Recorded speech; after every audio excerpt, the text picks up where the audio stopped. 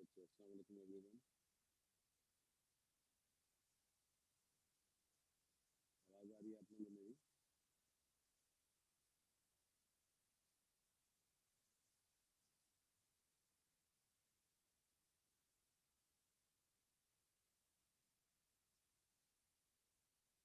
Hello.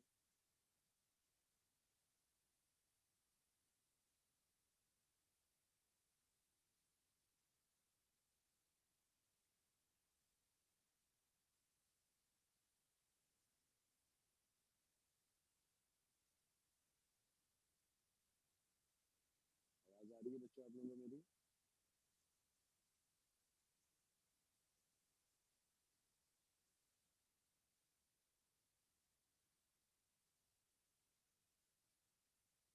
Hello.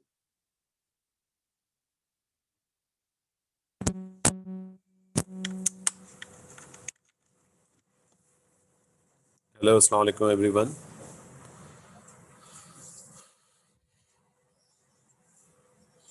आवाज़ आ रही है आप लोगों को मेरी?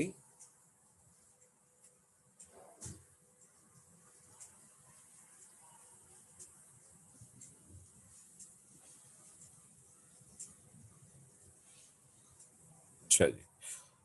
मैंने प्रीवियस क्लास में जो मेरी फेस टू फेस क्लास हुई थी, वालेकुम अस्सलाम, मेरी जो क्लास हुई थी उसमें मैंने डिस्कस किया था कि मैं आइडियल गैसेस के कुछ और क्वेश्चंस डिस्कस करूंगा, and that questions would be the questions of May June 2020। 2020 के जो क्वेश्चन है 2020 के आइडियल गैसेस के, वो क्वेश्चंस ऑब्वियसली मैं डिस्कशन करूंगा इसके अंदर।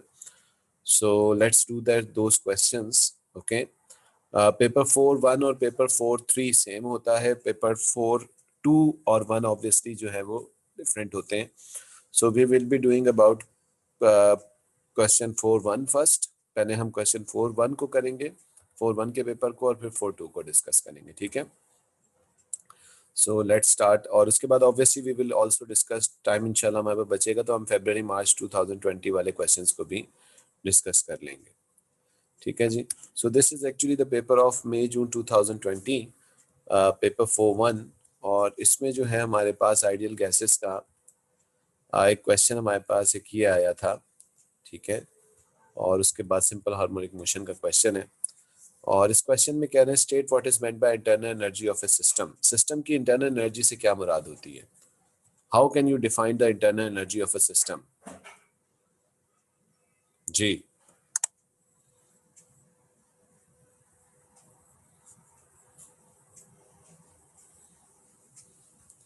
बिल्कुल सही है Vaneeza. It is the sum of kinetic and potential energy of molecules where the molecules are moving randomly, energy is distributed among them randomly, ठीक है ना। तो इंटरनल एनर्जी जो सिस्टम की है उसको हम ऐसे डिफाइन करते हैं कि it is the sum of kinetic and potential energy of the molecules with the random distribution, ठीक है। या मॉलिक्यूल्स जो हैं वो हमारे सिस्टम के कैसे चल रहे होते हैं, रैंडमली मोशन कर रहे होते हैं, ठीक है। The second question is by reference to the internal energy of the molecules, explain why the internal energy changes why the change in internal energy of an ideal gas is equal to the change in total kinetic energy of molecules.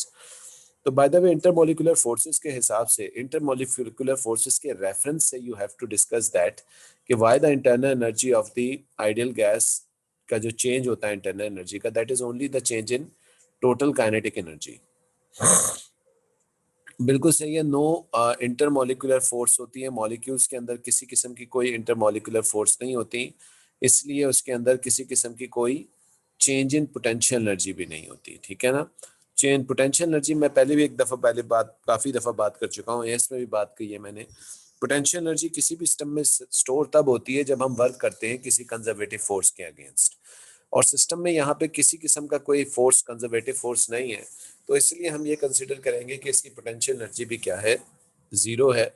यानी जो भी simply जो internal energy का change होगा वही हमारे पास kinetic energy का चेंज हो जाएगा। नेक्स्ट क्वेश्चन में कह रहा है state and explain the change if any the internal energy of the solid metal. Solid metal की इंटरनल एनर्जी में चेंज बताइए, metal ball as it falls under the gravity in vacuum, ठीक है।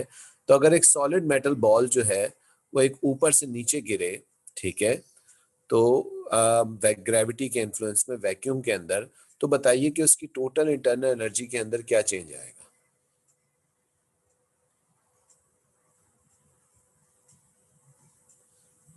जी, तो बिल्कुल सही है। इंटरनल एनर्जी में कोई किसी किस्म का चेंज नहीं आएगा। We will say that there is no change in internal energy, क्योंकि इंटरनल एनर्जी जो होती है it is the sum of kinetic and potential energy of the molecules. ठीक है, तो आपके पास पोटेंशियल एनर्जी जो है there is no change in state, ऊपर से नीचे गिरेगा तो नो चेंज इन स्टेट होगी। इसका मतलब ये है कि there is no change in potential energy. Potential energy में आपके पास मॉलिक्यूल्स की पोटेंशियल एनर्जी में कोई चेंज नहीं होगा। इसी तरीके से there is no change in the random kinetic energy of the molecules, क्योंकि वैक्यूम में जा रहा है। आपके पास एयर रेजिस्टेंस की फ्रिक्शन की वजह से कोई किसी किस्म की थर्मल एनर्जी भी डेसिपेट नहीं होगी। ठीक है, तो आपके पास उसमें भी चेंज नहीं आएगा। तो हम यही कहेंगे there is no internal energy of the system. ठीक है जी, तो ये हमारे पास सिंपल इसका होगा आंसर। और दिस इज द क्वेश्चन 4-1। 4-1 के पेपर के अंदर यही क्वेश्चन है। Let's talk about question which is given in 4-2। 4-2 में हमसे क्या सवाल किया गया। अच्छा जी,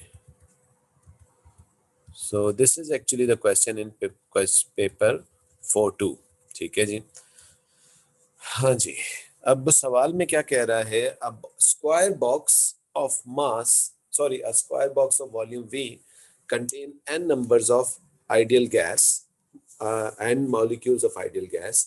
एक बॉक्स है, उसके अंदर n नंबर ऑफ मॉलिक्यूल्स मौजूद हैं आइडियल गैस के। Each molecule has a mass m। ठीक है, ये हमने जब डेरिवेशन स्टार्ट की थी तो हमने भी ये सारी बातें लिखी थी। Using the kinetic theory of the ideal gas, it can be shown that if all the molecules are moving with the speed v at right angle to one phase, basically हमने एक फेज वहां पे भी consider किया था कि एक molecule x axis पे चलता हुआ एक कंटेनर की वॉल से एक साइड पे टकराता है। The pressure P exerted on the face by on the face box is of the box is given by the expression PV is equals to NMV square। ये क्वेश्चन 1 है। That leads to the expression of formula P is equals to 1/3 rho into C square for pressure of an ideal gas where rho is the density of gas, C is the mean square speed। ठीक है, root mean square नहीं है, obviously mean square speed है of the molecules। Explain how each of the following term in equation 2 is derived from equation 1। ठीक है, तो किस तरीके से हमने इक्वेशन 2 की हर टर्म को इक्वेशन 1 से ड्राइव किया है। तो रो ऑब्वियसली हमारे पास क्या है, डेंसिटी है ना, और डेंसिटी हमारे पास किसके बराबर होती है, मास अपॉन वॉल्यूम के। तो इसको जरा एक्सप्लेन कीजिए किस तरीके से हम ये डेंसिटी ऑफ गैस को लेके आए हैं यहाँ पे।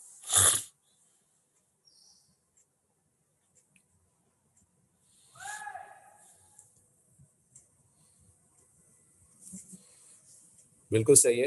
हम इसको लिखेंगे m is the mass of one molecule and n is the number of molecules, so the total mass is capital M, जो हमने वहां पे भी डेरिवेशन करते हुए भी किया था। ठीक है ना, and v is the volume of the gas और volume of the container, basically दोनों वॉल्यूम सेम ही होंगे। तो total mass divided by total volume is equal to density. ठीक है जी, तो ये हो जाएगा हमारे पास। Explain how using the following term in equation 2 drive from the equation 1 1/3। ये 1/3 कैसे आया था हमारे पास।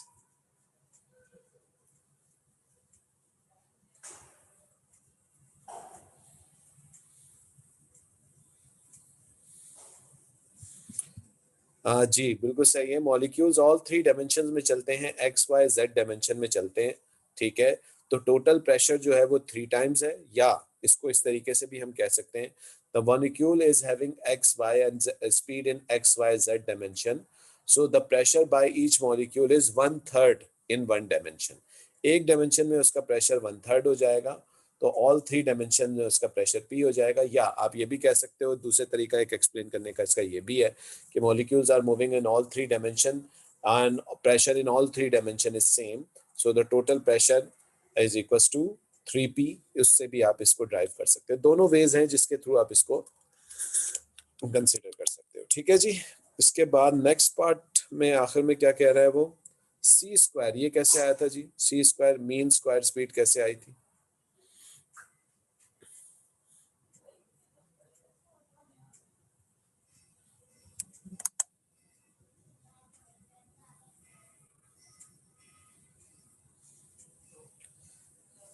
ठीक है वनीजा, एवरेज स्पीड तो थी, लेकिन कैसे आई थी ये भी तो बताना है। मॉलिक्यूल्स की तमाम की स्पीड क्या थी, 0 टू इंफिनिटी डिफरेंट स्पीड्स होती हैं, ठीक है। तो एवरेज स्पीड के लिए हमने उन सबको स्क्वायर मीन निकाला था ना।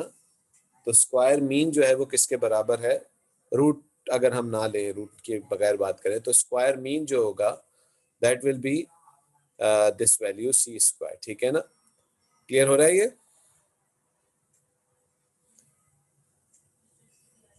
जी चलिए, the next question is an ideal gas is a volume V, pressure and temperature as shown in figure 2.1। ठीक है जी, तो हमारे पास एक आइडियल गैस है जिसका वॉल्यूम, प्रेशर और टेम्परेचर आपको गिवन है। The mass of the gas is 20.7 grams. Calculate the mass of 1 mole of the gas. जी, 1 मोल गैस का आपको मास कैलकुलेट करना है, ये कैसे कैलकुलेट होगा?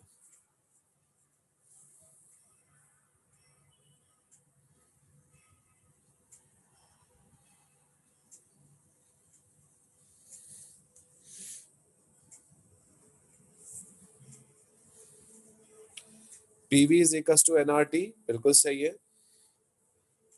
एनआरटी लगा के हम इसका क्या कैलकुलेट करेंगे, पहले नंबर ऑफ मोल्स।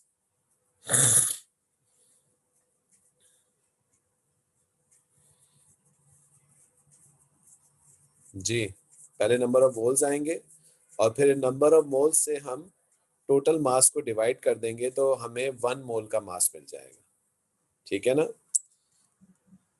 क्या नहीं, बल्कि calculate the mass of 1 molecule है, सॉरी नॉट 1 मोल, 1 मॉलिक्यूल है। बाय द वे पहले तो हमें नंबर ऑफ मॉलिक्यूल्स कैलकुलेट करने पड़ेंगे ना। अच्छा जी, तो हमारे पास हमें पता है कि PV is equal to N R T होता है, ठीक है। अच्छा जी, हम्म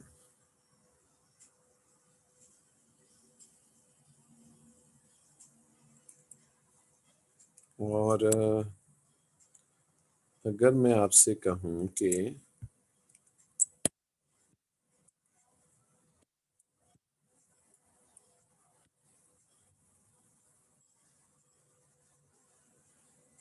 चले एन की वैल्यू पहले कैलकुलेट कीजिए, क्या आ रही है एन की वैल्यू। पी आपके पास है 3 × 10⁵ pascals multiplied by 6 × 10⁻³ is equals to n into 8.31 और t हमें गिवन है 17 + 273, ठीक है जी। विनीजा इसको टेम्परेचर को कन्वर्ट किया था ना।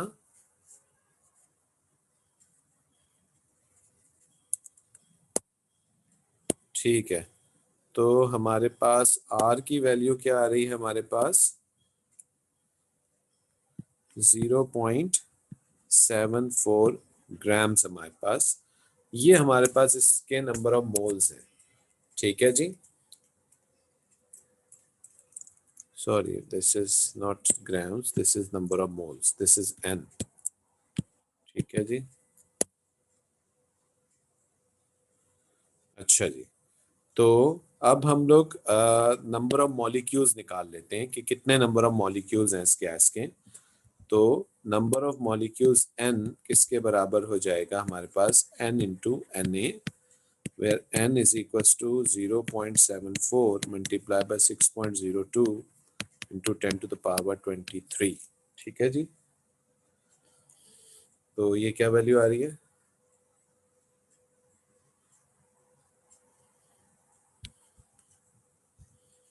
कितने नंबर ऑफ मॉलिक्यूल्स आ रहे हैं?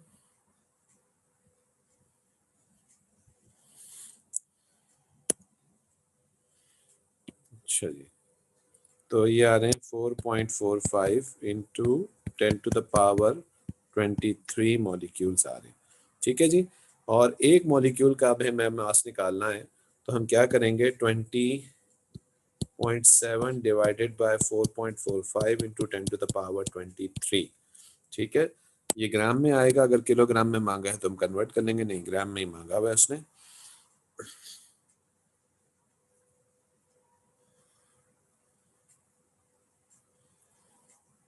क्या वैल्यू आ रही है?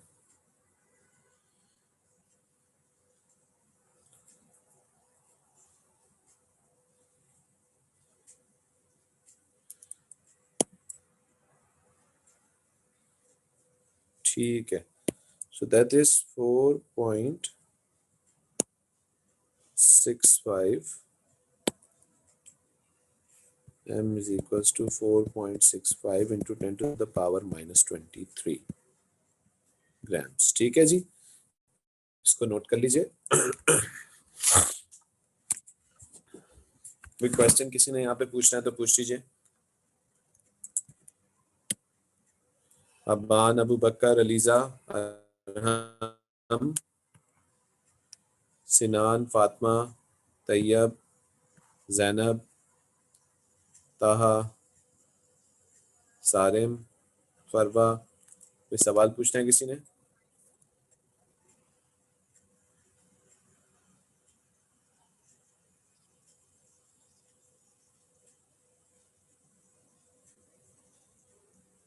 जी बच्चों, किसी ने कोई क्वेश्चन पूछना है? कॉपी हो गया ये? अच्छा, मैं एक छोटा सा कंक्लूजन आप लोगों को और दे दूं। एक छोटी सी चीज मैं आपको बता दूं, और जरा ख्याल से सुनिएगा, जरा इस चीज को देखिएगा। जरा एक चीज हमने यहाँ पे इक्वेशन लगाई है, PV is equals to N R T. ठीक है ना? हम चाहे तो एक और इक्वेशन भी लगा सकते थे, मैं बेसिकली ये बात करना चाह रहा था, लेकिन फिर मैं रुक गया एक मिनट के लिए। देखिए, एन किसके बराबर होता है?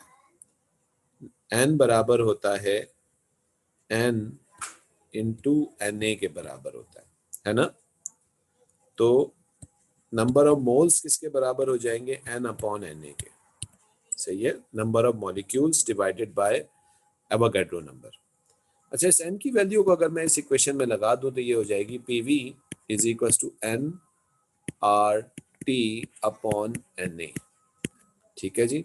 और अगर आप लोगों को याद हो कि आर अपॉन एन ए ये किसके बराबर होता है, तो मैं आप लोगों को पहले भी पढ़ा चुका हूं, ये बराबर होता है के। R upon N A is equal to K, which is actually known as Boltzmann constant. ठीक है जी, that is equal to Boltzmann constant. ठीक है, तो ये आपके पास जो फाइनल इक्वेशन बनेगी, that can be PV is equal to N K T. इस इक्वेशन को भी नोट कर लें, इससे हम डायरेक्ट नंबर ऑफ मॉलिक्यूल्स निकाल सकते हैं। ठीक है ना?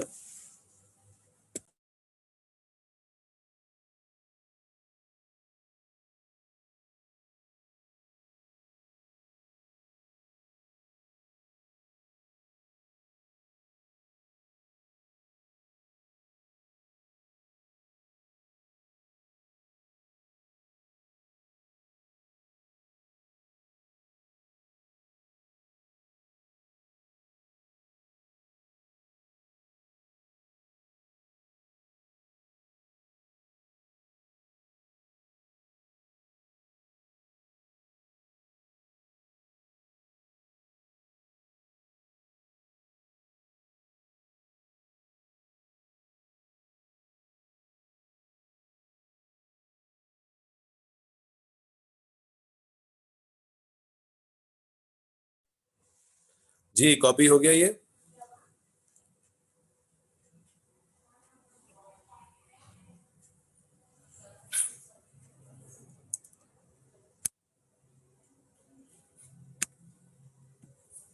अच्छा जी, तो लेट्स डू अनदर क्वेश्चन, और let's talk about the question of February March 2020। इस क्वेश्चन को अब देखते हैं।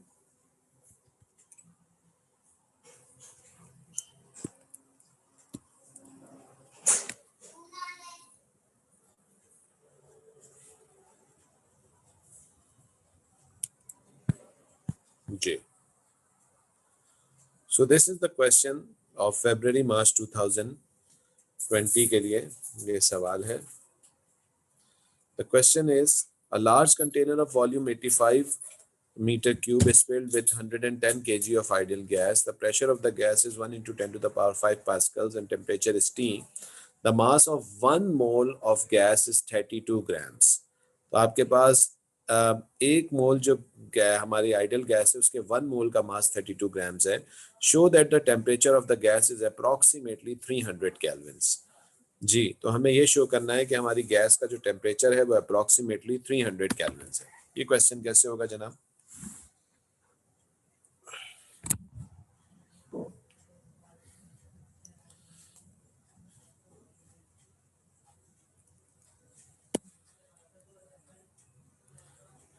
हाँ विनीसा, पहले हम नंबर ऑफ मोल्स निकालेंगे, बिल्कुल सही है, और उसके बाद जो है फिर हम लोग जो है वो फिर पीवी इक्वल्स टू एनआरटी निकालेंगे। ठीक है, नंबर ऑफ मोल्स कैसे निकलेंगे, लेट्स डू दैट। जनाब हमारे पास टोटल गैस कितनी है, 110 केजी, ठीक है ना, और एक मोल का मास कितना है, 32, ठीक है जी। तो नंबर ऑफ मोल्स निकालने के लिए हम क्या करेंगे कि हम टोटल मास को, ठीक है, टोटल मास के लिए मैं कैपिटल एम लगा लेता हूँ, मास ऑफ 1 मोल से डिवाइड कर देंगे। ठीक है, n is equal to 110 divided by 32 into 10 to the power -3। ठीक है जी, इससे डिवाइड करेंगे तो हमें नंबर ऑफ मोल्स मिलेंगे। कितने नंबर ऑफ मोल्स आ रहे हैं विनीसा?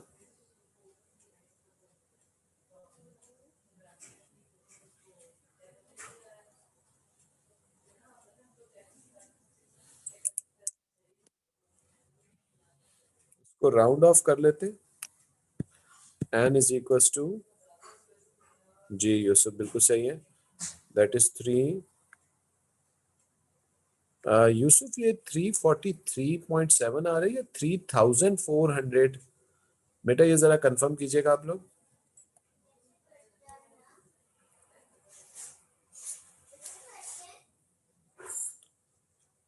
यार ये सभी डिफरेंट वैल्यूज बता रहे हो, क्या कर रहे हो भाई?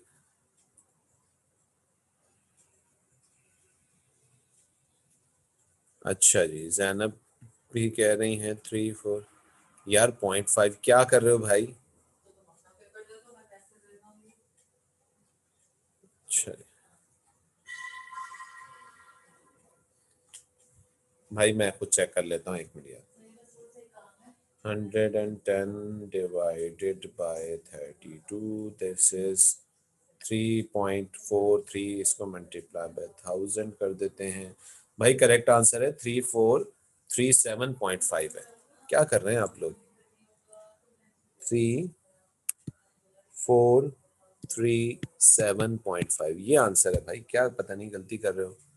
ठीक है जी, तो ये हमारे पास नंबर ऑफ मोल्स है, इसको हम राउंड ऑफ करके 344 कर सकते हैं, है ना। 3440 मोल्स हम कंसिडर कर सकते हैं। ठीक है, या 38 करना चाहे अगर आपका बहुत दिल चाह रहा है राउंड ऑफ करने का। इसको मेरे पास 2 सिग्निफिकेंट फिगर्स हैं हर डेटा में, तो इसलिए मैंने इसको 2 सिग्निफिकेंट, बल्कि 3 पे मैंने किया, बल्कि इसको करना भी 2 पे चाहिए। खैर अप्रोक्सीमेट है, आंसर निकल आएगा अभी। PV is equal to N R T. P हमारे पास गिवन है 1 into 10 to the power 5 pascals multiply by 85। Volume already metre cube में है। एन आपको 3440, आर 831 और टी की वैल्यू निकालनी है। क्या वैल्यू आ रही है? या तो 299 के आसपास आएगा या 300 समथिंग कुछ आएगा, अप्रोक्सीमेट आंसर आएगा आपका। ठीक है, हाँ 296.5 बिल्कुल सही है, 296.5। इसको राउंड ऑफ करके हम क्या कंसिडर कर सकते हैं, 300 कैलोरी। ठीक है भाई, कोई क्वेश्चन किसी ने पूछना है इसमें? अच्छा जी, now next part of the question is the temperature of the gas is increase to 350 kelvins at constant volume. Volume constant है, इसका मतलब है there is no work done, कोई वर्क नहीं हुआ है। ठीक है ना, कांस्टेंट वॉल्यूम है। The specific heat capacity of the gas for this change is 0.66 joules per kg per kelvin. Calculate the energy supply to heat the gas. ठीक है, हमें इसकी एनर्जी सप्लाई करनी है, हमने इसका टेम्परेचर चेंज किया है, कितने से कितने पे चेंज किया है टेम्परेचर, 300 से 350। कितना चेंज इन टेम्परेचर हुआ, 50 केल्विन्स का, और चेंज इन टेम्परेचर केल्विन्स और डिग्री सेंटीग्रेड सेम होता है, तो क्या फॉर्मूला लगाएंगे, Q is equals to MC delta T, क्योंकि चेंज इन टेम्परेचर में हीट कैपेसिटी का फॉर्मूला लगता है हमेशा हमारे पास। Q हमें निकालना है, मास ऑफ गैस 110 था, स्पेसिफिक हीट कैपेसिटी 0.66 गिवन है, और चेंज इन टेम्परेचर है 50। सही है, निकाल के बताओ कितनी एनर्जी प्रोवाइड की होगी हमने इसको।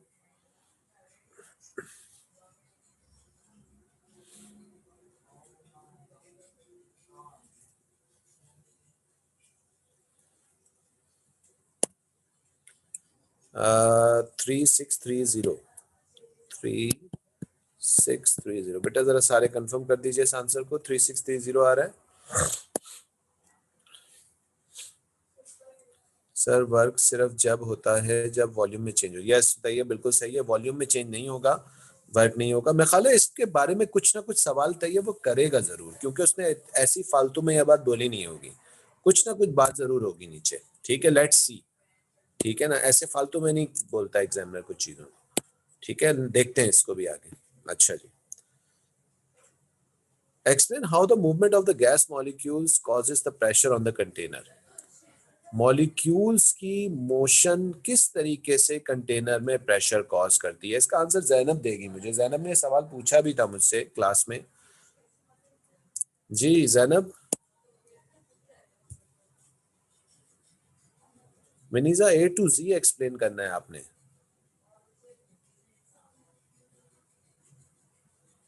मॉलिक्यूल्स का मास होता है, मॉलिक्यूल्स किस वेलोसिटी से चलते हैं, वेलोसिटी से चलते हैं, उनका कुछ मोमेंटम होता है, कोलिजन करते हैं कंटेनर की वॉल से तो चेंज इन मोमेंटम होता है। चेंज इन मोमेंटम को अगर हम टाइम से डिवाइड करें तो rate of change of momentum force होती है।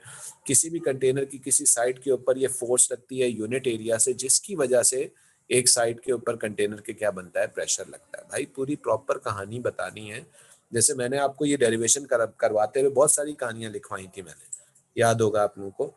तो वो कहानी पढ़ने की थोड़ी सी जहमत करो, उस कहानी को थोड़ा सा पढ़ो, वो पूरी बात पूरी पूरी तुम्हें सारी बातें बताएगा। ठीक है ना जी, कोई सवाल पूछना है इसमें किसी ने।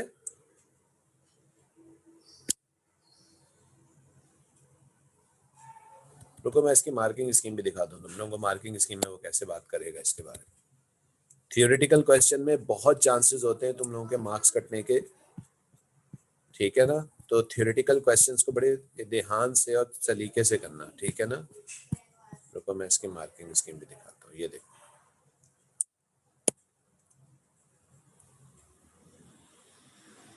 Increase in temperature so the increase speed, ये क्या बता रही हूँ मुझे। हाँ ये भी ठीक है जी, लेकिन विनीता ये देखो ना, molecules collide with the wall, momentum of the molecule changes during the collision, the force on the molecule, so force on the wall. ठीक है, many forces act over over surface of area containing container exerting pressure. ठीक है ना, ठीक है, बहुत सारी collisions जो होती हैं वो आपके पास कंटेनर की वॉल पे प्रेशर एक्सर्ट करते हैं। आई थिंक ये पॉइंट भी हमने डिस्कस किया था जब हम ये पढ़ रहे थे। हमने क्या कहा था कि हम टाइम इंटरवल ऑफ कोलिजन नहीं लेंगे, बल्कि time interval of 2 successful collisions लेंगे। उसका मकसद यही था कि हम लोग ये निकालना चाहते कि फ्रीक्वेंटली कितना गैस के मॉलिक्यूल्स टकराए कंटेनर की वॉल से। ठीक है जी। अच्छा जी, नहीं तैयब उसने वो बकवास में ही वो सवाल किया, उस ऐसे ही उसने फालतू में बोला वॉल्यूम। खैर चले ठीक है, आगे देखते हैं। Temperature of the gas depends upon the root mean squared speed of the molecules. Calculate the root mean squared speed of gas at 50 Kelvin upon 32 Kelvin. If you remember, I told you that temperature is directly proportional to C square. ये एक relation मैंने बताया था, और इसको फिर मैंने conclude कुछ ऐसे किया था। मैंने क्या कहा था कि अगर आपके पास टेम्परेचर चेंज हो रहा हो तो हम ये कहते हैं T1 अपॉन T2 बराबर होता है C1 square upon C2 square के। याद आया ये?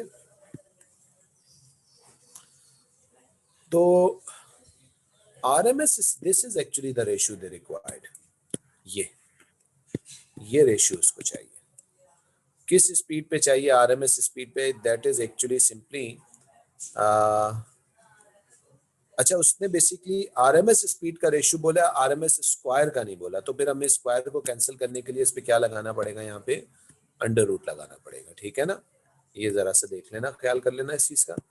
और ये हो जाएगा हमारे पास 350 अपॉन 300 का रूट, ये हमारे पास हमारे रेशियो के बराबर हो जाएगा। जरा बताइएगा क्या रेशियो आ रहा है?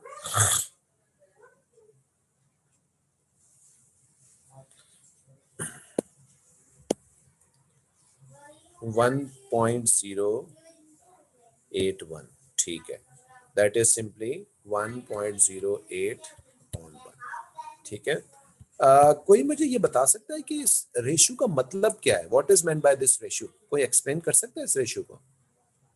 इसको अगर हम 1.1 कंसिडर कर लें और इसको 1 कर लें, मैं बहुत इजी कर दिया अब आपके लिए। अब बताइए क्या हुआ?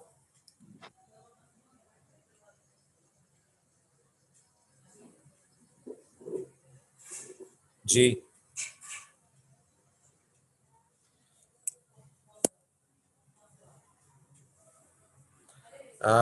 the RMS of sp molecules is 1.1 time faster than, not 1.1 time, Tayyab, it is actually 0.1 time। या इसको सादा लैंग्वेज में अगर मैं इस तरीके से बोलूं, इसकी स्पीड अगर 110 है और इसकी कितनी है? 100 है, तो बेसिकली कितने कितने वो है, 10% ज्यादा हो गई ना स्पीड उसकी, है तैयब। 100% स्पीड थी अगर मान लीजिए 300 केल्विन पे, तो 350 पे 10% और बढ़ गई ना, तो 110% हो गई ना, तो 10% इंक्रीज आया ना स्पीड में। जी, इज दैट क्लियर? ठीक है, ये थोड़ा सा देख लेना, कभी कभार वो इस किस्म का पढ़ा लिखा वालों का एक सवाल मार लेता है, कोई ना कोई उल्टा सीधा सवाल फेंकता है वो एंड में, ठीक है ना। तो तैयार रहना इस तरह के क्वेश्चंस के लिए भी, ठीक है। तो ये हमारे पास क्वेश्चन कंप्लीट हो गया, ठीक है भाई। एक और क्वेश्चन कर लेते हैं भाई, let's do another question. Section Q में मैंने टेम्परेचर के सारे सवाल करवा दिए थे। कोई ऐसा क्वेश्चन टेम्परेचर का जिसमें जो समझ में ना आया हो? सेक्शन आर में अभी नहीं कराए थे मैंने, लेकिन सेक्शन क्यू में मैंने करा दिए थे। किसी ने कोई टेम्परेचर का सवाल पूछना है, या मैं इसी तरीके से ईयरली पेपर ही डिस्कस करूं अभी? और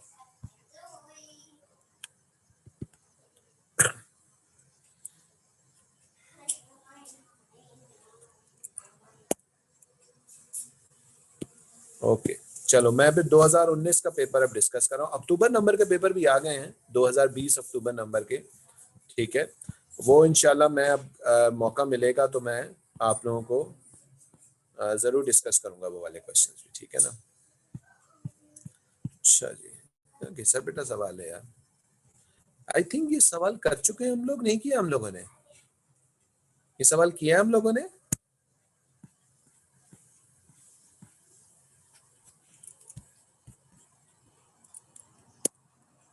अच्छा, state what is meant by specific latent heat of specific latent heat, the amount of heat energy required to change the state of a substance at a constant temperature, ठीक है।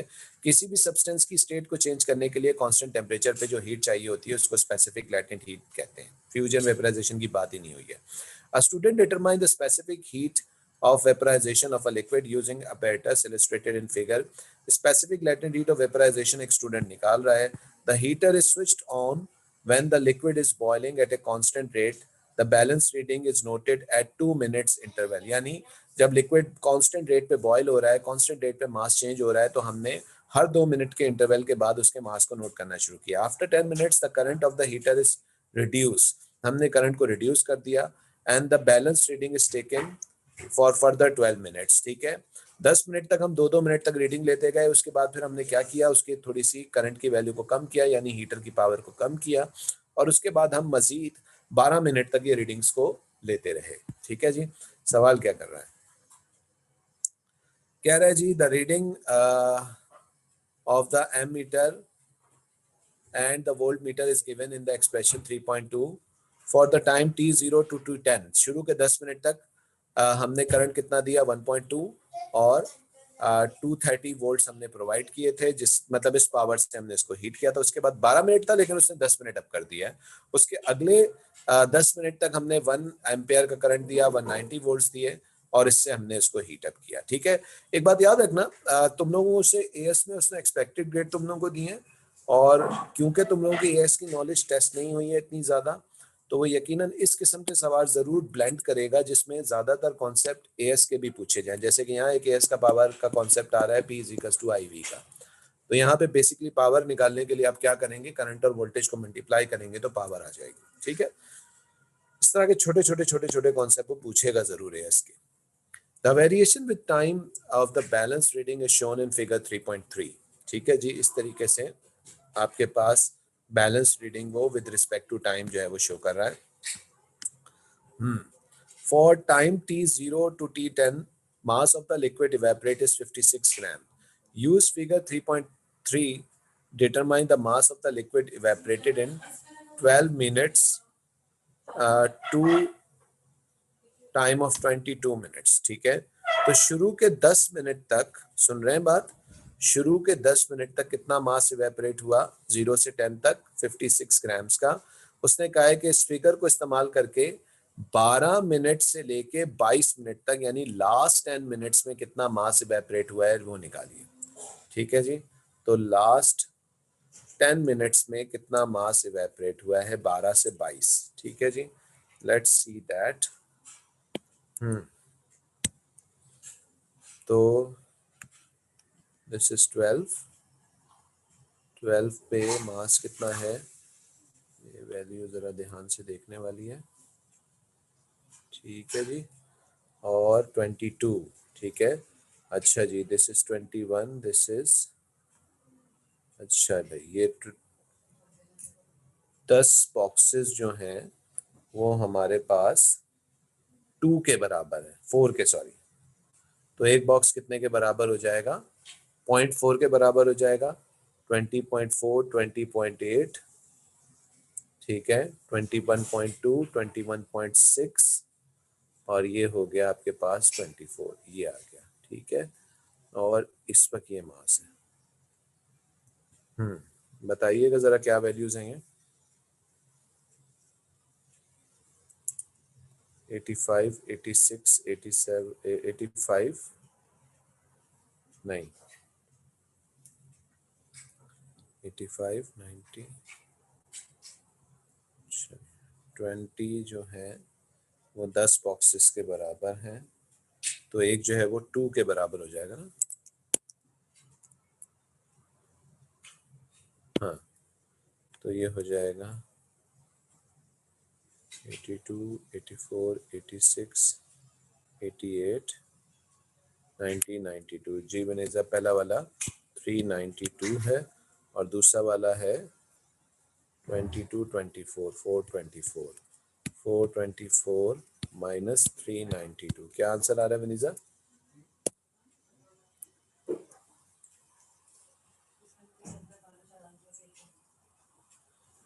32 grams का। ठीक है जी, यानी लास्ट 10 मिनट में जो मास evaporate हुआ है वो 32 ग्राम्स का है।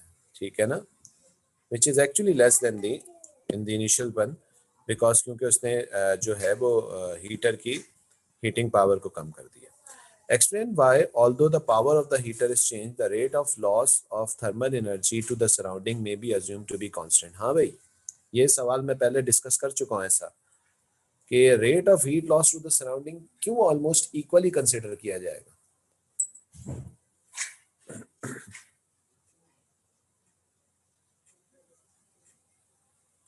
जी,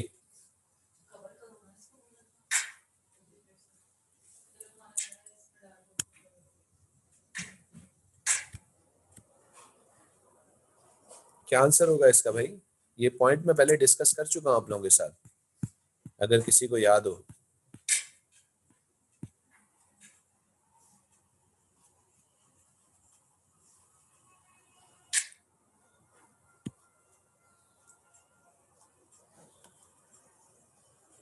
एटमॉस्फेयर वाला, जी जैनब बिल्कुल सही है, एटमॉस्फेयर वाला। तो एटमॉस्फेयर वाला क्या बात थी उसमें बेटे?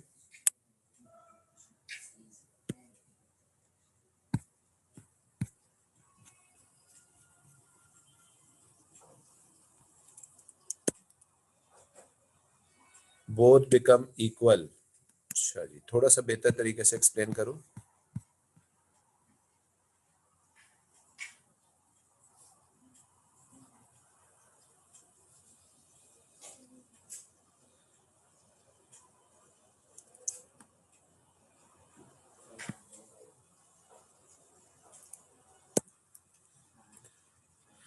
हाँ ठीक है, जो difference in atmospheric temperature is same, या डिफरेंस इन टेम्परेचर क्या रहेगा, सेम रहेगा, ठीक है ना।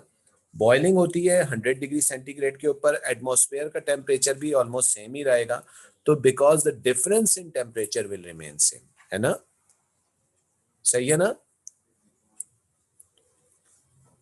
तैयब ने भी सही बात बोली है, एटमॉस्फेयर का टेम्परेचर बिल्कुल सेम है, आप भी सही कह रही हैं, लेकिन वो थोड़ा सा एक्सप्लेन इसको प्रॉपरली। वैसे तो ऑल्दो 1 मार्क का है, ठीक है, अगर ये भी आप लिख देंगे the temperature of atmosphere will be same, तो बिल्कुल सही है, लेकिन थोड़ा बेहतर तरीके से अगर लिखेंगे ना कि जी डिफरेंस इन टेम्परेचर सेम है, तो ज्यादा बेहतर रहेगा, ठीक है। अच्छा जी, लेट्स पार्ट पे चलते हैं। Determine the value of specific latent heat of vaporisation L। जी, specific latent heat of vaporisation L हमें निकालना है।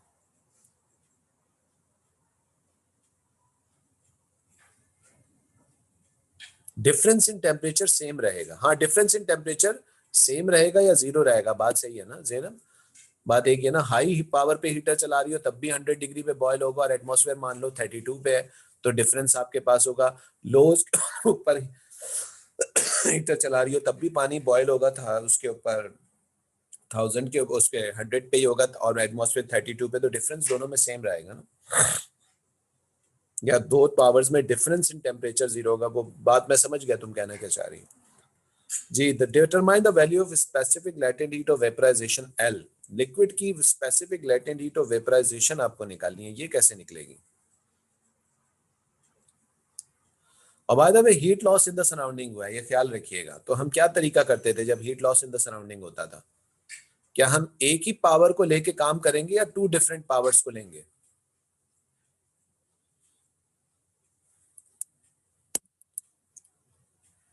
हाँ विनीसा, लेकिन हम डिफरेंस लेंगे ना इसमें, डिफरेंस बिल्कुल सही है, डिफरेंस इन पावर्स लेंगे। देखिए, शुरू के 10 मिनट में हीटर कितनी पावर से चला है, अब ये निकालने का टाइम आया, जरा बताओ भी विनीसा, शुरू के 10 मिनट हीटर कितनी पावर से चला है। 1.2 मल्टीप्लाई बाय 230 किस पावर से चला है।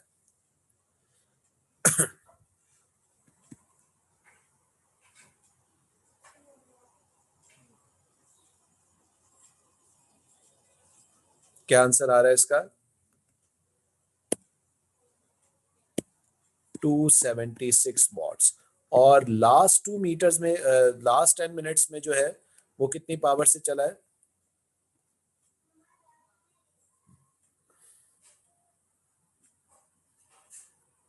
190 मल्टीप्लाई बाय 190 वॉट्स है ना, ठीक है। अच्छा, दोनों में 10-10 मिनट हमने चलाया। अब और सुनो, शुरू के 10 मिनट में कितना पानी निकला, वेपरेट हुआ 56, और लास्ट वाले में कितना हुआ, ये हमने अभी निकाला था, कितना निकला था।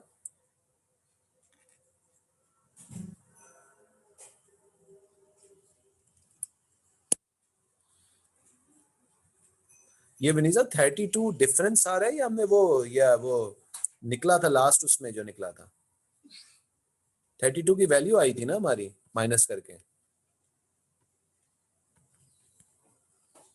अच्छा ठीक है, तो हम क्या करते हैं बच्चों, पहले हम पावर्स का डिफरेंस निकाल लेते हैं, ठीक है। डिफरेंस, ये डिफरेंस इन मास है। ये इसका आंसर क्या था विनीजा, ये आंसर मुझे बताओ, यहाँ क्या आंसर था।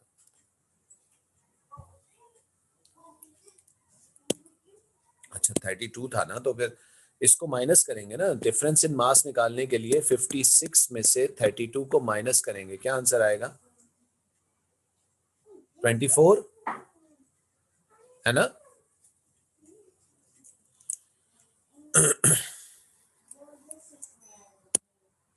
ठीक है, तो हमारा डेल्टा एम आ गया 24, ठीक है। हमें पता है Q is equal to ml है, लेकिन ये पावर्स हैं, हम पावर्स का डिफरेंस निकाल लेते हैं, ठीक है। तो हम क्या कर लेते हैं, पहले इसकी एनर्जी निकाल लेते हैं। इसको मल्टीप्लाई बाय 10 इंटू 60 कर लीजिए, इसको भी मल्टीप्लाई बाय 10 इंटू 60 कर लीजिए, और उसके बाद दोनों का डिफरेंस निकाल लीजिए।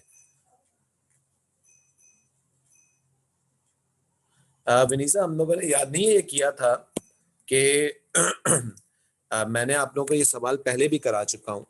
उसमें मैंने बताया था कि दो डिफरेंट पावर्स पे हम लोग क्यों किसी चीज को हीट करते हैं, क्योंकि हम लोग जब उनकी पावर्स का और उनके मासेस का डिफरेंस लेते हैं ना, तो heat loss in the surrounding eliminate हो जाता है, इसलिए ऐसा किया जाता है। सही है।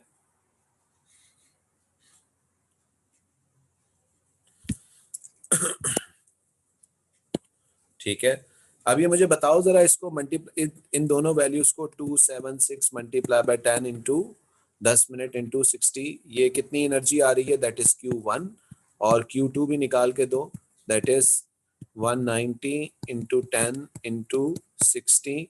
ये करो, दोनों का फिर डिफरेंस निकाल के मुझे बताओ डेल्टा Q कितना आ रहा है।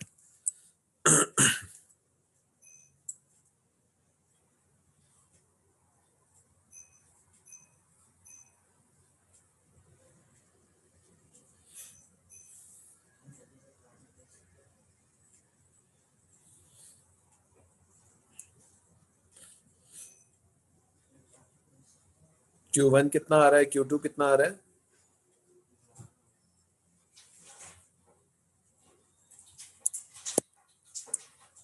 Q1 आ रहा है 1.66 इंटू 10 टू द पावर 5, और Q2 आ रहा है हमारे पास 11400030। डिफरेंस निकाल के बताओ विनीसा। ठीक है तैयब, बिल्कुल सही है, 51600। ठीक है, बिल्कुल सही है। 5200 तक भी, वो 52,000 भी ले सकते हैं जी। वैल्यू लगाते हैं, लेकिन एक्यूरेट लिख देंगे value. Q is equals to M delta Q। अब हम क्या फॉर्मूला लगाएंगे, delta Q is equals to delta M into L। ठीक है जी, और डेल्टा Q है 51600 is equals to delta M हमारे पास है 24 इंटू 10 टू द पावर -3। एक सेकेंड, ग्राम किलोग्राम में मांगिए, ग्राम में मांगिए, मैं देख लूं।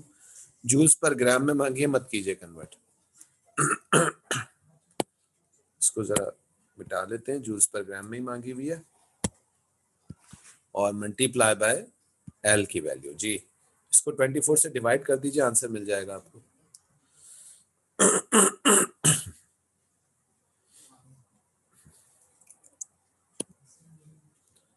2166.6 या 2167। ठीक है, ठीक है जी, ये वैल्यू आ रही है।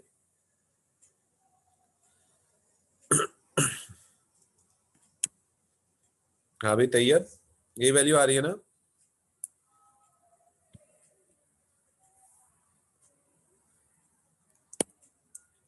ठीक है, तो आई थिंक इसके काफी क्वेश्चंस हम लोगों ने कर लिए हैं, और you know that it's very simple, काफी सिंपल क्वेश्चंस होते हैं इसके।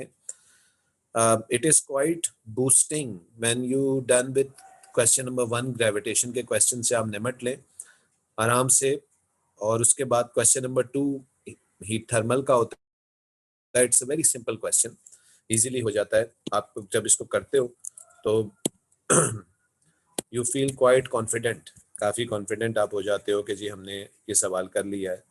और उसके बाद जो है, ठीक है, अच्छा ये भी एक सवाल है भाई, ओ ये भी कर लेते हैं जरा, एक मिनट, चलें ये भी कर लेते हैं। The kinetic theory of gases is based on number of assumptions about the molecules. State the assumption that relate the volume of the molecules of the gas. जी, volume of the molecules of the gas के लिए क्या assumption होता है? Total volume of the total volume of the molecule is negligible compared to the volume of the gas. यही होता है assumption, याद है ना भाई? अच्छा जी, उसके बाद क्या कह रहे हैं, ideal gas occupies a volume of 2.4 into 10 to the power 2 metre -2 metre cube at a pressure of this and temperature this. Number of moles, ये सब बेटा सवाल। Calculate the number of molecules, okay not moles. तो हमारी वो वाली equation इस्तेमाल हो जाएगी, PV is equals to N K T. बिल्कुल सही कह रही है Vanisa, PV is equal to NKT। लगाओ, निकालो आंसर क्या आ रहा है। 2.4 into 10 to the power minus 2 multiplied by that is 4.60 into 10 to the power 5 is equals to n। हमें निकालना है k की वैल्यू कितनी होती है, 1.38 into 10 to the power minus 23 है ना, 38 into 10 to the power minus 23 और multiply by 23 plus 273, क्योंकि केल्विन में रखेंगे इसको। बताइए क्या वैल्यू आ रही है नंबर ऑफ मॉलिक्यूल्स की।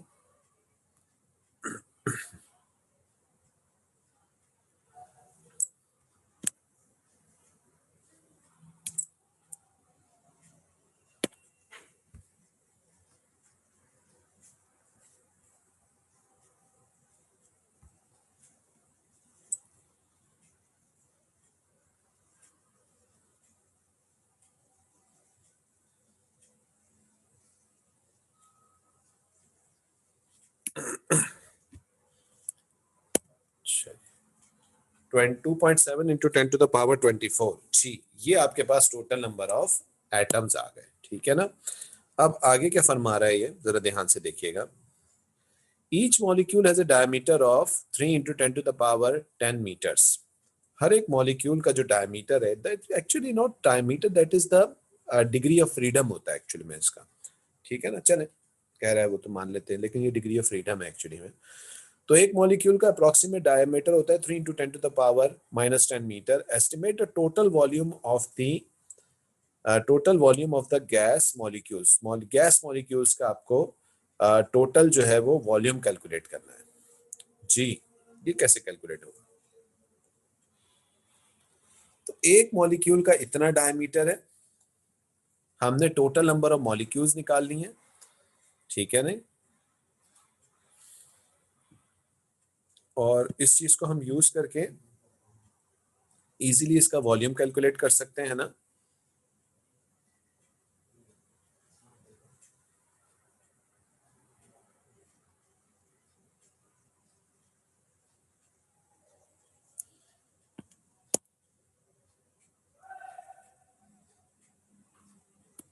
हाँ, वॉल्यूम ऑफ वन कैलकुलेट कर लेंगे, बिल्कुल सही है विनीजा। एक का वॉल्यूम हम कैलकुलेट कर लेंगे और उसके बाद हम उससे टोटल नंबर ऑफ मॉलिक्यूल से मल्टीप्लाई कर देंगे, ठीक है ना। तो बाय द वे हमने क्या कंसिडरेशन की हुई है कि ये रिजिड स्फीयर्स की तरह होते हैं मॉलिक्यूल्स। तो हम क्या, वॉल्यूम ऑफ अ स्फीयर का फॉर्मूला होता है 4/3 पाई आर क्यूब।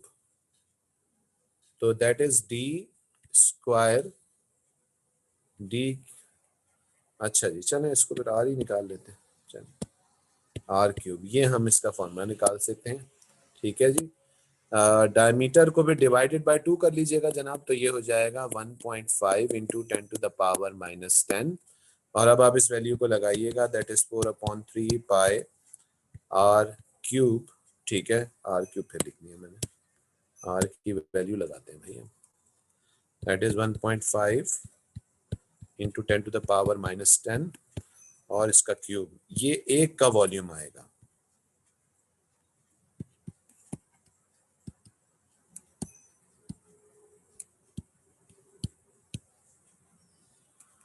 ठीक है, ठीक है। तो दैट इज क्या आ रहा है Vinija, 1.4 into 10 to the power minus 29। This is a very small value, है ना।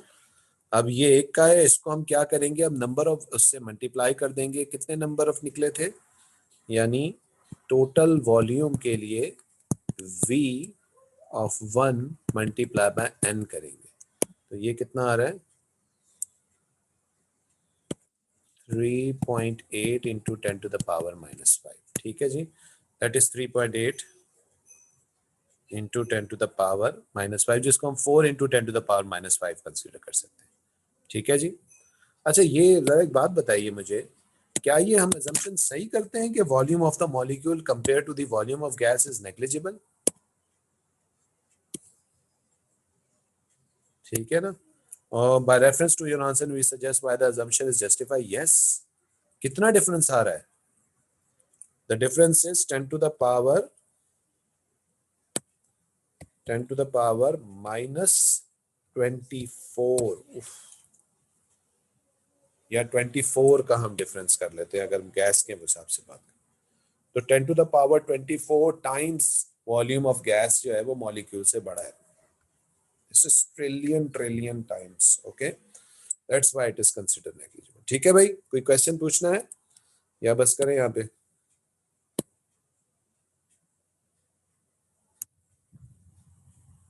कोई क्वेश्चन है बच्चों?